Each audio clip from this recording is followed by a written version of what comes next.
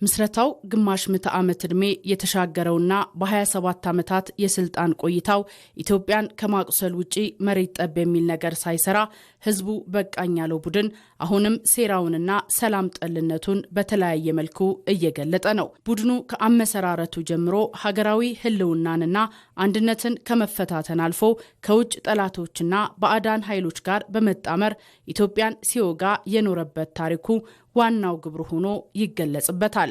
በ1967 ዓ.ም በደደቢት በረሃ ሲመሰረት ይዞት የተነሳው የትግል ማኒፌስቶ በኢትዮጵያ ሀገረ መንግስት ላይ የተቃጣና የሀገሪቱን ታሪካዊ መሰረት የሚያናጋ ነበር።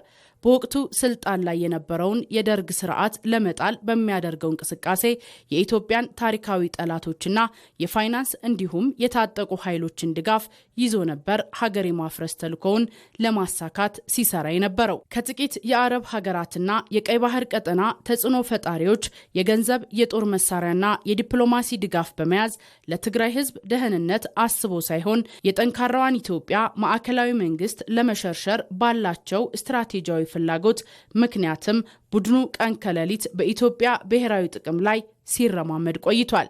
ይህ የህወሓት ያልተገባ ጥምረት አዲስ ሳይሆን ቡድኑ ሲመሰረት ጀምሮ የነበረና የኢትዮጵያ ቋሚ ጠላት መሆኑን ማረጋገጫ ነው። ከታሪካቸው እንደምንረዳው ቲፒኤልኤፍ በመሰረቱ ከኢትዮጵያ ቋሚ ጠላት አስተሳሰብ የፈለቀ ኃይል ነው። ይሄ ማለት ቲፒኤልኤፍን የፈጠረው ሻዕቢያ ነው። ሻዕቢያን የፈጠረው ኢጅፕት ነው። ሁለቱም አንድ ላይ የጠመደው ደግሞ ኢጅፕት ነው። አሁን የተለየ የሚያደርገው ቲፒኤልኤፍ ራሱ የተጠመደበትንና የተሰራበትን የተፈጠረበትን የአደረጃጀት ስታይል ወደ ተቀሩት ቡድኖች ማስፋፋቱ ብቻ ነው። ያ ማለት ከአማራ ክልል ከሚንቀሳቀሱ ጽንፈኛ ኃይል ጋር፣ ኦሮሚያ ክልል ከሚንቀሳቀሱ ጽንፈኛ ጋር ወይም ሌላ ቦታ ጸረ ህዝብ ናቸው ከሚባሉ ኃይሎች ጋር ሰብስቦ ጥምዶ የመመስረት ጉዳይ ነው። ህገወጡ ቡድን በ1983 ዓ.ም አዲስ አበባ ገብቶ ስልጣን ከያዘ በኋላም ቢሆን የባዕዳን ፍላጎት አስፈጻሚ ከመሆን አልተቆጠበም። የኢትዮጵያን አንድነት አዳክሞ ልዩነትን ባጎላው የአገዛዙ መዋቅርና በውጭ ፖሊሲው ረገድ የሀገሪቱን የረዥም ጊዜ ብሔራዊ ጥቅም አሳልፈው የሚሰጡ በርካታ ውሳኔዎችን አስተላልፏል። በስልጣን ዘመኑ የኢትዮጵያን የተፈጥሮ ሀብቶችና የታሪካዊ ድንበሮችን አጠቃቀም በተመለከተ ከውጭ ኃይሎች ጋር ያደረጋቸው ድርድሮችና ስምምነቶች ሀገሪቱን ለዘለቄታው ጥገኛ የሚያደርጉና የባዕዳን እጅ በምስራቅ አፍሪካ ቀጠና ላይ እንዲጠናከር መንገድ የከፈቱ ነበሩ። የትግራይም ሆነ የመላው ኢትዮጵያ ህዝብ ዋና ፍላጎት ሰላም፣ የኢኮኖሚ እድገትና የመሰረተ ልማት ግንባታ ነው። ከውጭ ኃይሎች ጋር የሚደረግ ማንኛውም ወታደራዊና ፖለቲካዊ ጥምረት ህዝቡን ለበለጠ ጦርነትና እንግልት የሚዳረግ በመሆኑ ከህዝቡ እውነተኛ ፍላጎት ጋር የተቃረነ ነው። ኢትዮጵያዊ ባህል፣ ኢትዮጵያዊ ዓላማ፣ ኢትዮጵያዊ ማንነትም መነሻ አድርጎ የተመሰረተ ማይንድሴት የለው፣ ዓላማ የለው።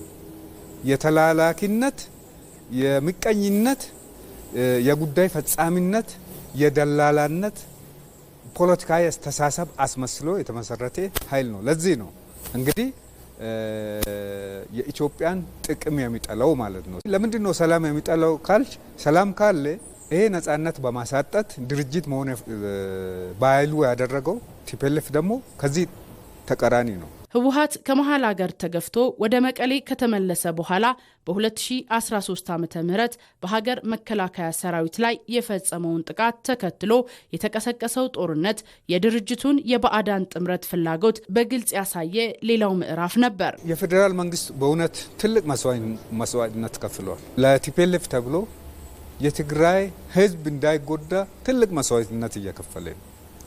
ይሄ ምንድን ነው? እነኚህ ለግለሰቦች ተብሎ መንደር እንዳይጠፋ፣ ከተማ እንዳይጠፋ፣ ህዝብ እንዳይጠፋ፣ የነገ የታሪክ ጠባሳ እንዳይፈጠር በጣም ጥንቃቄ ነው እያደረገ ያለው። አሁን ህዝቡ ነክቷል። ህዝቡ ከ5 ዓመት በፊት የነበረ አይነት አስተሳሰብ አይደለም። የትግራይ ህዝብ ባንዳዎች መሆናቸውን ተረድቶታል። አስገዳይ መሆናቸው፣ የውጭ ጉዳይ ፈጻሚ መሆናቸው የትግራይ ህዝብ ግልጽ አድርጎ ተረድቶታል። የትግራይ ህዝብ ብቻም ሳይሆን የቲፒኤልኤፍ ከፍተኛ የፖለቲካ ማይንድ ሴት የነበሩት ዲዛይነር የነበሩት ዶክትሪናቸውን በደንብ የቀረጹ አካልም ተረድቶታል። ይሄ ትልቅ ለትግራይ ህዝብም እፎይታ ይሰጣል ብዬ እገምታለሁ። ይሄ ማጠናከር ነው።